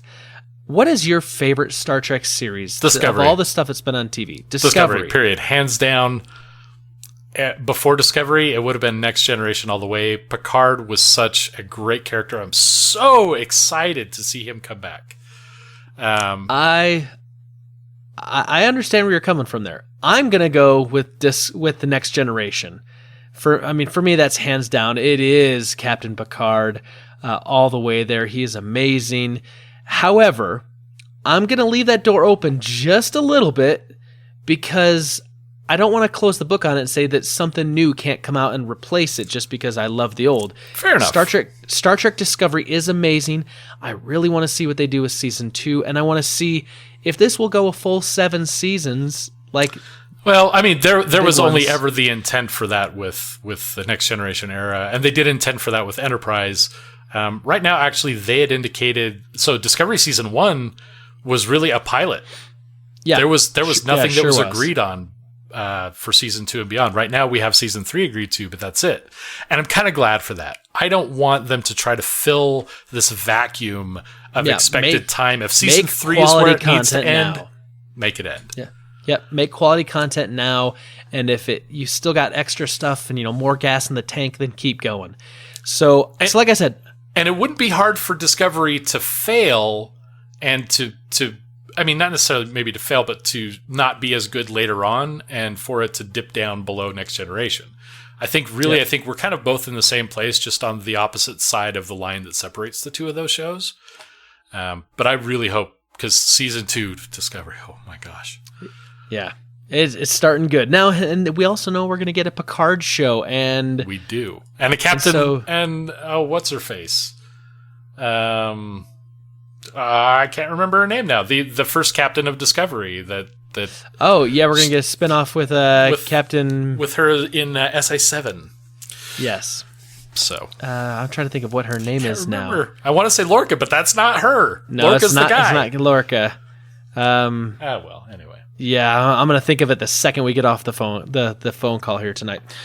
So anyway, Super Friends, that's our question of the week to you: is what is your favorite Star Trek series? I'm gonna guess that Next Generation sweeps. You think so? Yeah. I don't think you're probably right. I mean, you're probably not wrong in that thinking. But we'll see. Get us at all the normal places. We are on our email, fortofnerd@gmail.com. We are on Facebook, facebook.com/fortofnerd, on Twitter @fortofnerd. We also have a phone number you can call in, which is 801-477-7687, and you can let us know, and we will get those as well. Let's talk about this next week, Stu. We got some good things coming up. We're also making some plans for when I'm going on vacation, so we can make sure we got some things happening. We got a Sidekick series we're getting ready to kick off. So, we got a lot going on, man. It's a good time to be here with us in the Fortress of Nerditude. Hallelujah. Well, from all of us here at the Fortress of Nerditude to all of you out there, wherever you may be, may the Force be with you. Always.